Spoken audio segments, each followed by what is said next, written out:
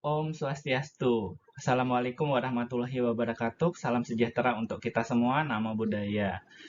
Pagi ini saya akan mempresentasikan pengabdian pada masyarakat yang telah saya lakukan yang berjudul Pelatihan Deteksi Dini, Diagnosis dan Terapi Kusta pada Tenaga Kesehatan serta Pendampingan Penderita Kusta di Wilayah Kerja Puskesmas Tejekule 2 dengan saya sendiri sebagai Ketua Dr. Iko Mahari Supradnian M. Biomed SPKK Vins Divi dan dua anggota yaitu Dr. Ketut Sutejo Wibowo dan Dr. Koma Hendra Setiawan. Sebagai pendahuluan, kenapa saya mengambil topik pengabdian masyarakat ini, yaitu kusta merupakan suatu penyakit infeksi kronis yang dapat menyerang sistem saraf tepi dan juga kulit, di mana kusta sendiri dapat menyebabkan kecacatan serta menimbulkan masalah psikososial akibat stigma dari penyakit ini. Berapa jumlah penderita kusta di Indonesia? Di tahun 2021 didapatkan 0,45 per 10.000 penduduk, kemudian temuan kasus baru sebanyak 4,03 per 100.000 penduduk. Kemudian kusta di Bali tahun 2020 didapatkan angka temuan sebesar 0,92 per 100.000 penduduk, dan mana angka ini meningkat di tahun 2021 sebanyak 1,44 per 100.000 penduduk. Nah, bagaimana dengan kasus di wilayah Puskesmas Tejekule 2 ini? Jadi berdasarkan pengalaman saya bekerja di RSUD Buleleng, banyak kasus ditemukan berasal dari Puskesmas Tejekule 2 ini sendiri, di mana berdasarkan koordinasi dengan Kepala Puskesmas Tejekule 2, sering sekali kasus didapatkan dalam keadaan cukup parah dan menderita kecacatan.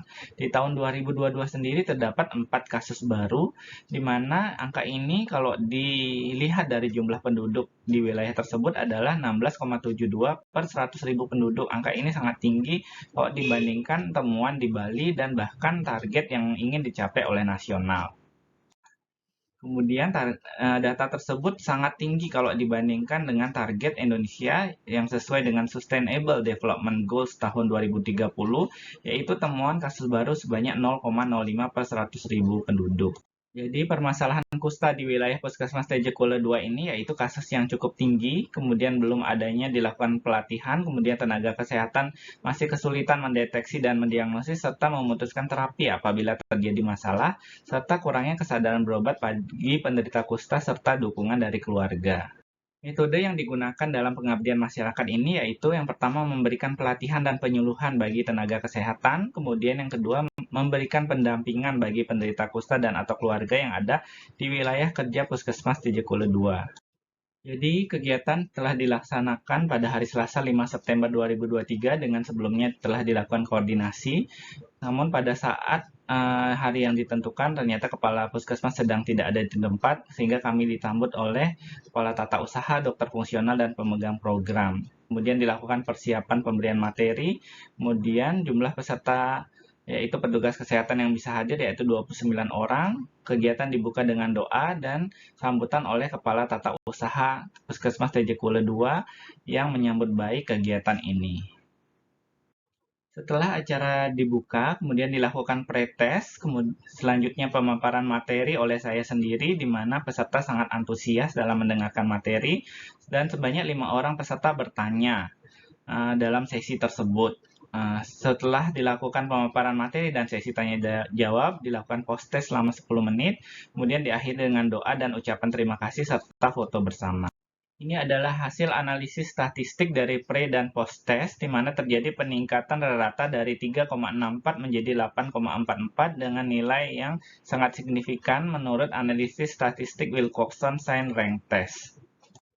Jadi selain melakukan pelatihan terhadap tenaga kesehatan, kami juga melakukan pendampingan terhadap penderita kusta, di mana saat itu hadir 5 keluarga didampingi keluarga, di mana semuanya belum selesai menjalani pengobatan, namun pengobatan berjalan lancar. Selama itu dilakukan diskusi, banyak pertanyaan yang timbul dari pasien, sampai semua pertanyaan selesai dijawab. Akhirnya di akhir sesi dilakukan pemberian bingkisan berupa beras dan telur dan untuk penderita kusta dan sesi foto bersama. Masyarakat yang saya lakukan pada masyarakat yang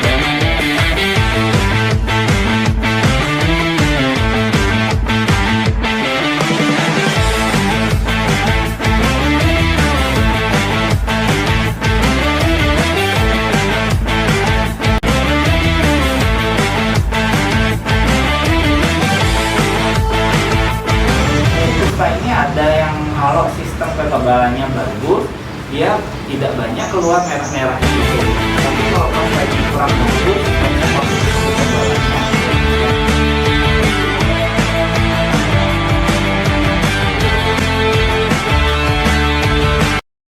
Sebagai simpulan, kegiatan pengabdian masyarakat ini dikatakan berhasil karena peserta sangat tekun dan aktif selama kegiatan, kemudian terjadi peningkatan signifikan hasil pre dan post test, kemudian pasien kusta juga sangat aktif menanyakan permasalahan yang dialami, dan kerjasama ini akan berlanjut di kemudian hari. Demikian presentasi pengabdian pada masyarakat yang telah saya kerjakan. Terima kasih. Om Santi Santi Santi Om. Wassalamualaikum warahmatullahi wabarakatuh. Salam sejahtera untuk kita semua. Namo Buddhaya, salam harmoni.